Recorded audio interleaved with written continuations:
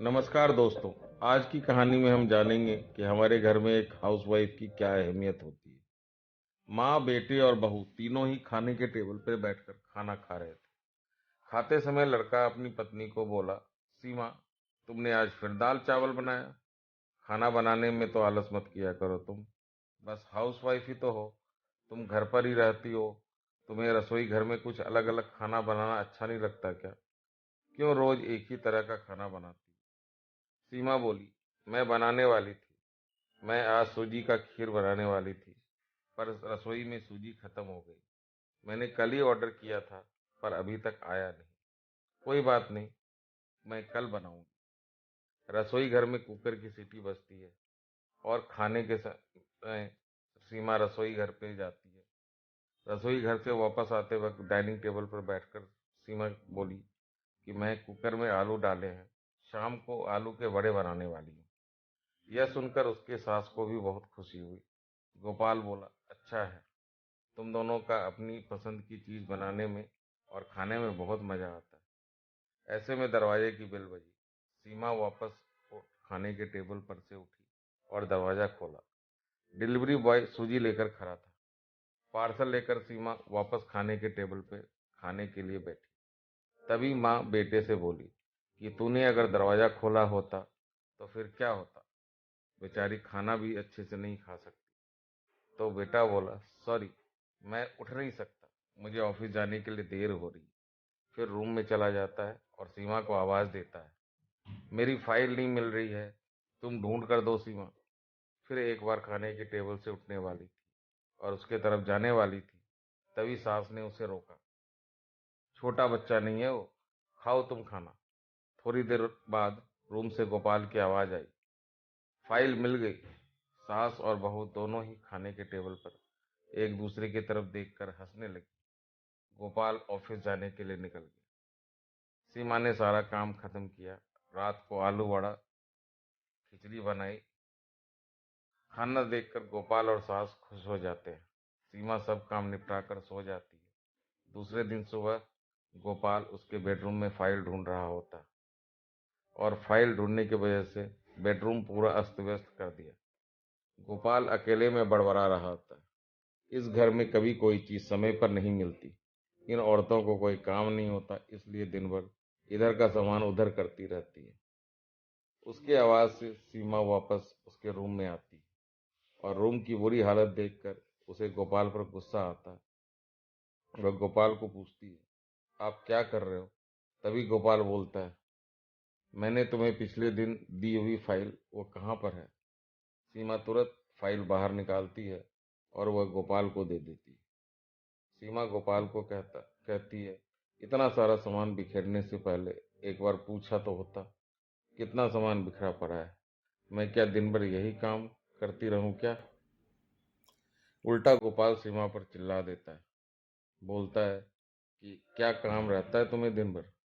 इतना सा भी काम नहीं कर सकती क्या? दिन भर सोते ही रहती हो सिर्फ। माँ के कहने पर हाउसवाइफ से शादी करके बहुत बड़ी भूल कर दी मैंने। ऐसा बोलकर गोपाल ऑफिस के लिए निकल गया। पति पत्नी का बोलना माँ के कानों पर पड़ता है, जो गोपाल को पता नहीं था। माँ सीमा के पास जाती है, तब सीमा रो रही होती है। कोई भी गलती नहीं होते हुए भी गोपाल उस पर चिल्लाया, यह उसको पता था। सीमा से वह बहुत प्यार करता है। सीमा भी उससे बहुत प्यार करती है। सास ने सीमा को शांत किया। फिर दोनों ने गोपाल को अच्छा सबक सिखाने के लिए एक प्लान बनाया। दूसरे दिन गोपाल नींद से जागा, तभी वह सीमा को चाय के लिए चिल्ला रहा था। तभी माँ नजदीक सोफे पर बैठी थी। वह बोलती है, सीमा घर पर नहीं है, वह किसी काम के लिए अपने मायके गई है। गोपाल फोन निकालता है और सीमा को फोन करने लगता है। तभी माँ उसे रोकती है और बोलती है कि फोन मत करो, वह मायके ही तो गई है, 2-3 दिन में आ जाएगी। गोपाल फोन रख देता है और माँ को बोलता है कि माँ चाय। तभी माँ बोलती है, हाँ 2 कप बनाना, मैं भी पीऊंगी। इच्छा ना होते हुए भी गोपाल चाय बनाने के लिए रसोई घर में जाता है। माँ सोफे से खड़ी होती है, बेटा गोपाल को पुकारती है। वो सोचने लगता है कि माँ उसे रोकेगी, खुद चाय बनाएगी, पर माँ बोलती है मेरी चाय में शक्कर कम डालना। गोपाल चाय बनाता है, चाय लेकर आता है। माँ और बेटा दोनों ही चाय पीते हैं। फिर माँ बोली, चाय अच्छी बनाई है, पर सीमा जैसी नहीं। वो चाय बनाती है तब उसमें तुलसी के पत्ते डालती है। उस चाय की तो बात ही अलग होती है बेटा। कोई बात नहीं, अगली बार तुम चाय बनाओगे तब ध्यान में रखना। गोपाल माँ को देखते ही रह जाता है। थोड़ी देर बाद गोपाल उसकी माँ को बोलता है कि आज मैं मटर पनीर खाना चाहता हूँ। माँ फिर गोपाल की तरफ देखकर बोली, अरे वाह, आज मेरा बेटा मटर पनीर बनाएगा और मुझे खाने के लिए देगा। अच्छा हुआ, बहुत दिनों से मटर पनीर खाने की इच्छा हो रही थी। तभी गोपाल बोला, अरे माँ, मटर पनीर आपको बनाने के लिए कहने वाला था। तभी उसे माँ बोली, नहीं बेटा, मेरे घुटने में बहुत दर्द रहता है, मैं इतनी देर रसोई घर में खड़ी नहीं रह सकती। तभी गोपाल फोन निकालता है और रेस्टोरेंट से ऑर्डर देने लगता है। तभी माँ उसे रोकती है और बोलती है, मुझे वो होटल का खाना नहीं पचता, मैं मुझे गैस हो जाती है और तुम मुझे बाहर का खाना खिलाने वाले हो क्या? शायद माँ से प्यार नहीं करते तुम। तभी गोपाल खाना बनाने के लिए रसोई घर में जाता है। 1 घंटे बाद खाना तैयार होता है। 2 थाली में खाना लेकर गोपाल उसकी माँ के पास आता है। गोपाल ने दाल चावल बनाया है, यह माँ देखती है। गोपाल बोली, अरे बेटा, तुम मटर पनीर बनाने वाले थे ना? गोपाल बोला कि माँ, यह आसान है बनाने के लिए। तभी माँ बोली, सीमा होती तो आज उसने मटर पनीर बनाकर मुझे खिला दिया होता, पर जाने दो, तुम्हारे हाथों का खाना बना हुआ कहाँ रोज खाती हूँ मैं। ऐसा बोलकर माँ खाना खाने के टेबल पर आकर बैठती है। चल दोनों साथ में खाना खाते हैं। गोपाल ने पहला निवाला मुंह में लिया ही था कि तब माँ ने बोली, बेटा, दाल में नमक थोड़ा कम है, जाकर नमक लेकर के आ। वो खाते खाते उठता है और रसोई घर से नमक लेके आता है और माँ को देता है। फिर से खाने के लिए बैठता है।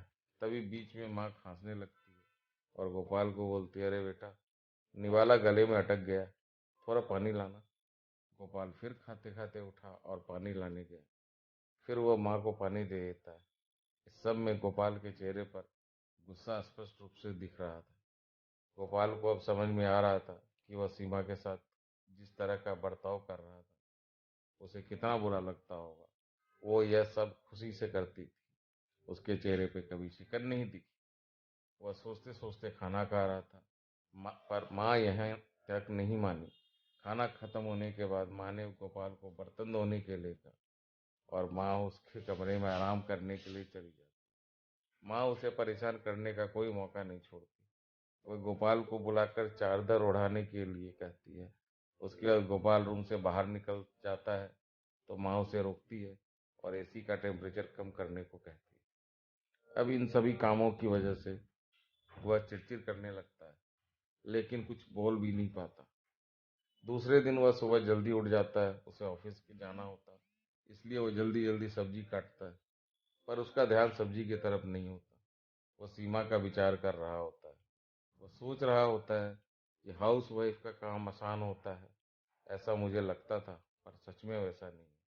मैं कितना गलत बर्ताव करता था सीमा के साथ। मन ही मन पछता रहा होता है।